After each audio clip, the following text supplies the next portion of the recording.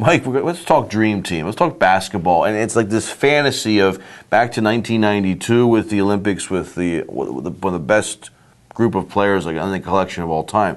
And the current group, which maybe someday we'll be saying similar about these guys. It's a neat group as well. But Kobe Bryant made a comment that this year's Dream Team, or this year's what he's calling a Dream Team, could beat the team from 20 years ago. Your thoughts? Well, I have a lot of thoughts. First of all, let's talk about what Kobe actually said. He was sitting there with some reporters around him. Somebody asked him this question: how do you think you guys would do against the 92 Dream Team? And he said, well, from a basketball standpoint, they obviously have a lot more size than we do. And he pointed out a couple of their big guys. But they were also a lot older at the end of their careers.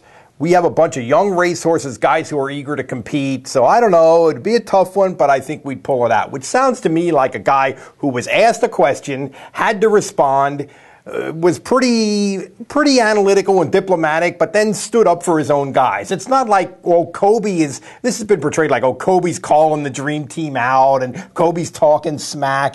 Far be it for me, as you know, Starkey, to defend Kobe Bryant, but I think he deserves a little bit of a defense in this case. But it would be the same thing if they would ask Michael Jordan this, and he was looking back and his guys like Russell and Wilt Chamberlain. That's a very good point. Michael Jordan would have said the same thing. That's how Kobe and some of these comparisons come up. We talk about the evolution of the species. Athletes just get bigger, faster, stronger. Well, this was 20 years ago. If you go back 20 years and you ask Michael Jordan, how would you do against the players from 1972, 20 years before that? I bet he might have a little bit different answer than this. I would like to see him against Pearl Monroe and some of those guys, But, let's look at some of these comparisons. Magic and Kobe, pretty good. Michael Jordan and LeBron, still pretty good. Maybe an edge to Jordan. He's one of the two greatest. LeBron may be there someday. Larry Bird, Carmelo Anthony. Bird was a little banged up by the time of those Olympics, but Larry Bird is still Larry.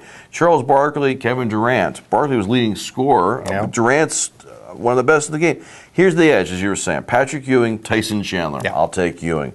David Robinson, and I don't know who the second big man is on the team. Well, it could be Kevin Love. Kevin Love's pretty good, but I'll take player, Robinson. But yeah, a perimeter player. Kevin Love could be there. Andre Iguodala, Russell Westbrook. I don't know what Dwayne Wade's status is. I think he might be out because of injury. He's out, yeah. Dwight Howard would have been on the team. Yeah, we have some guys. I would like to see. Even though he's getting older, I still like to see Tim Duncan on the team. He can dunk against Robinson. Remember the old days with the Spurs to him. Patrick Ewing against Dwight Howard would have been good. But I'd have to give an edge to guys that are on the 50 greatest team of all time. Yeah.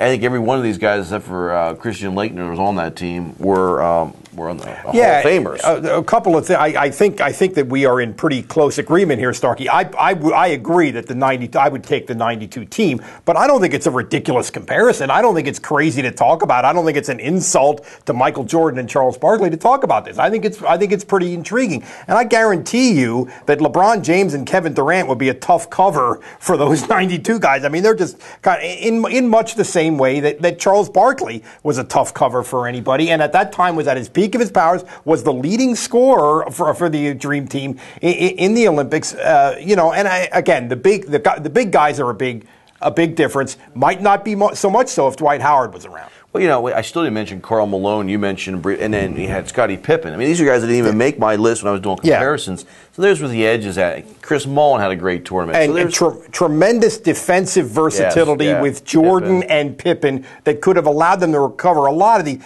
could have caused some problems for maybe a Russell Westbrook, a Chris Paul, even LeBron and Durant. I would love to see Jordan or Pippen going and pointing over to Kobe or Durant or LeBron going, I'm shutting him down. I'd love to see. Oh, yeah, that'd be tremendous. I can't wait to see the video game that comes out. Yeah. There's going to be some game that's compared to video simulation. This is I think to some extent this has been portrayed as Kobe being insolent and Kobe being and I think it's interesting. I think they posed an interesting question to Kobe and he considered it in an interesting way and it opened a dialogue. This is fun. This is what sports is about. When you're one of the greatest players, you should have that mindset. Absolutely. So we'll go with 92, but I think you agree with me, Starkey.